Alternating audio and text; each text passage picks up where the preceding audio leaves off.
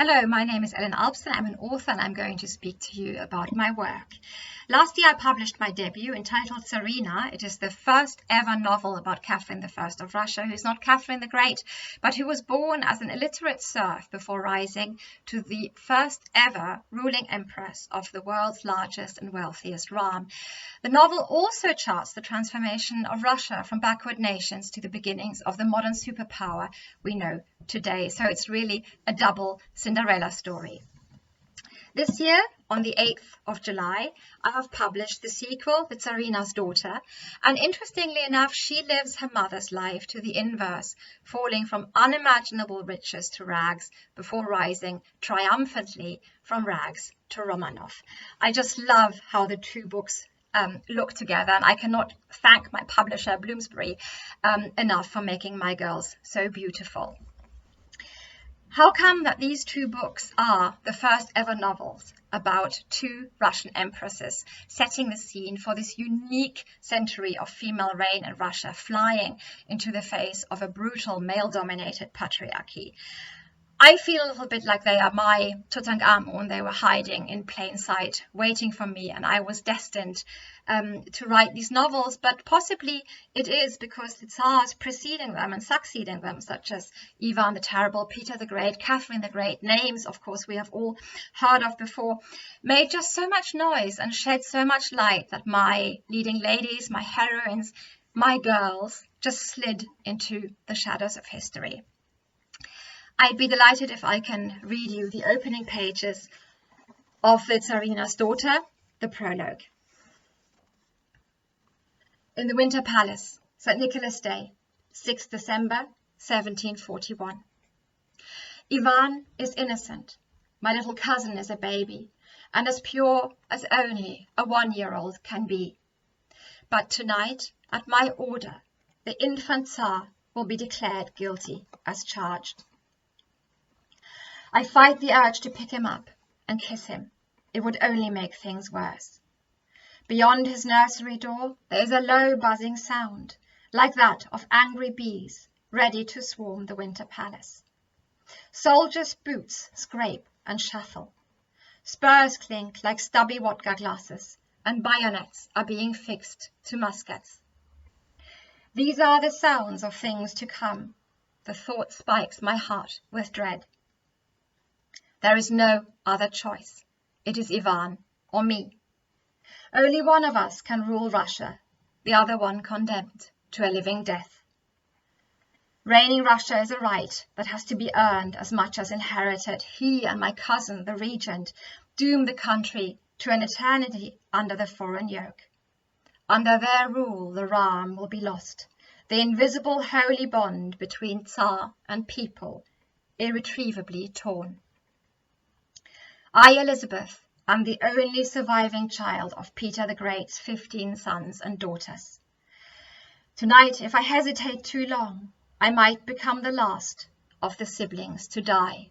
Curse the Romanovs! In vain I try to bar from my thoughts the prophecy that has blighted my life.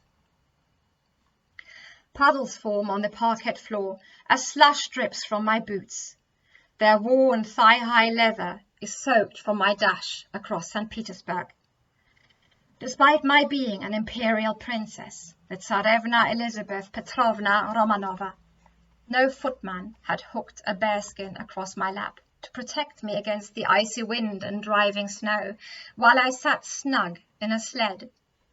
I had no muff to raise to my face in that special, graceful gesture of the St. Petersburg ladies, the dami. My dash towards my date with destiny had been clandestine. Snowfall veiled the flickering lights of the lanterns and shrouded the city. Mortal fear drove me on, hurrying over bridges, dodging patrol barriers, the Schlagbaumi, and furtively crossing the empty prospects, where my hasty passage left a momentary trace of warmth in the frosty air. This was a night of momentous decision-making that I would have to live with forever. An anointed and crowned Tsar may not be killed even once he is deposed, as it sets a dangerous precedent. Yet he may not live either, at least not in the minds of the Russian people, or according to the diplomatic dispatches sent all over Europe. What then is to become of the boy? I feel for Ivan's limp little hand. I simply cannot resist, never could, nuzzling his chubby, rosy fingers, which are still too small to bear the imperial seal. We call this game a butterfly's kiss. It makes him giggle and squeal, and me dissolve with tenderness. I drink in his scent, a talcum powder blended for his sole use in grass, vanilla and bergamot, the Tsar's perfume, carefully recording it to last me a lifetime. The men outside fall quiet. They are waiting for a decision that will both save and damn me. The thought sears my soul. In Ivan's nursery, the lined French damask drapes are drawn. Thick pot-bellied clouds hide the December new moon and stars, giving this hour a dense and dreadful darkness. During the day, the seagulls' cries freeze on their beaks. The chill of the night grates skin raw. Any light is as scarce and dear as everything else in St. Petersburg. The candle sellers' shops, which smell of beeswax, flax, and sulphur, do brisk business with both Yuletide and Epiphany approaching. On the opposite quay, the shutters on the flat facades of the city's palaces and houses are closed, the windows behind them dark. They are swathed in the same brooding silence as the Winter Palace. I am in my father's house, but this does not mean that I am safe. Far from it. It means quite the opposite. The Winter Palace's myriad corridors, hundreds of rooms, and dozens of staircases can be as welcoming as a lover's embrace, or as dangerous as a snake pit. It is Ivan, or me, fate has mercilessly driven us towards this moment. The courtiers shun me, no one would bet a kopeck on my future. Will I be sent to a remote convent, even though I do not have an ounce of nun's flesh about me, as the Spanish envoy, the Duke of Liria, so memorably recorded? I had once been forced to see such an unfortunate woman in her cell. As intended, the sight instilled a terror that would last me a lifetime. Her shorn head was covered in chilblains, and her eyes shone with madness. A hunchbacked dwarf, whose tongue had been torn out, was her sole companion, both of them shuffling about in rotten straw, like pigs in their sties. Or perhaps there's a sled waiting for me, destination Siberia. I know about this voyage of no return. I have heard the cries, seen the dread, and smelt the fear of the banished culprits, be they simple peasants or even the Tsar's best friend. Come the first anniversary of their sentence, all had succumbed to the harsh circumstances of the East. Maybe a dark cell in the Trubetskoy Bastion, the place nobody ever leaves in one piece, will swallow me. Or things will be simpler, and I am fated to end up face down in the Neva, drifting between the thick floes of ice, my body crushed and shredded by their sheer force. The soldier's impatience is palpable. Just one more breath. Ivan's wet nurse is asleep, slumped on her stool, resting amidst his toys. The scattered pieces of a Matryoshka doll, wooden boats, a mechanical silver bear that opens its jaws and raises its paws when wound up, and a globe inlaid with Indian ivory and Belgian emaille. One of the nurse's pale breasts is still bare from the last feed. She was chosen for her ample alabaster bosom in Moscow's raucous German quarter. Ivan is well cared for. Romanov men are of weaker stock than Romanov women, even if no one ever dares to say so. I celebrated his first year as a time of wonder, offering my little cousin a cross studded with rubies and emeralds for his christening, a gift fit for a Tsar, and put myself in debt to raise an ebony colt in my stables as his Yuletide present. Ivan's breathing is growing heavier. The regiment outside his door weighs on his dreams. As I touch his sides, his warmth sends a jolt through my fingers, hitting a gold in my heart. Oh, to hold him one more time and feel his delightful weight in my arms. I pull my hands back, folding them, though the time for prayers has passed. No pilgrimage can ever absolve me from this sin, even if I slide across the whole of Russia on my knees. Ivan's lashes flutter, his chin wobbles, he smacks his pink and shiny lips. I cannot bear to see him cry, despite the saying of Russian serfs, another man's tears are only water. The lightest load will be your greatest burden. The last prophecy is coming to pass.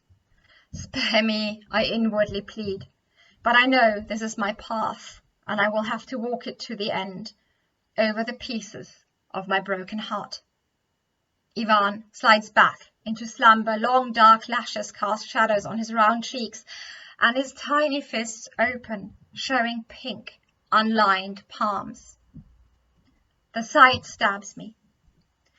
Not even the most adept fortune teller could imagine what the future has in store for Ivan.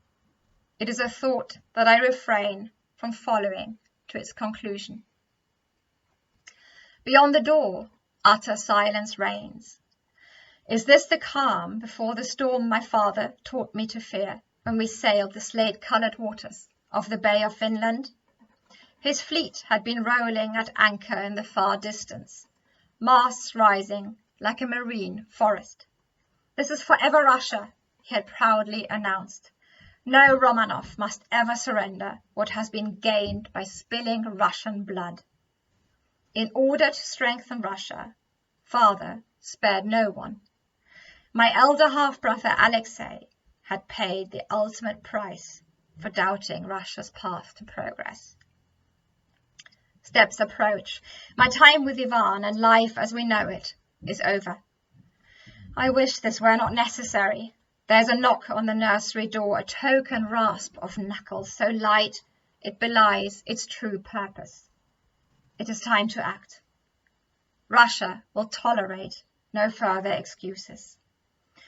The soldiers' nerves are as taut as the springs in a bear trap. I have promised them the world. On a night like this, destinies are forged, fortunes made and lost. Elizabeth Petrovna Romanova, I hear the captain of the Imperial Preobrazhensky Regiment addressing me. His son is my godchild, but can I trust him completely for all that? I feel as if I am drowning and shield Ivan's cradle with my body. In the gilt-framed mirrors, I see my face floating ghostly pale above the dark green uniform jacket. My ash-blonde curly hair has slid down from beneath a fur cap. On a simple leather thong around my neck hangs the diamond-studded cross, an icon of St. Nicholas that is priceless to me. They will have to prize it from my dead body to take it from me.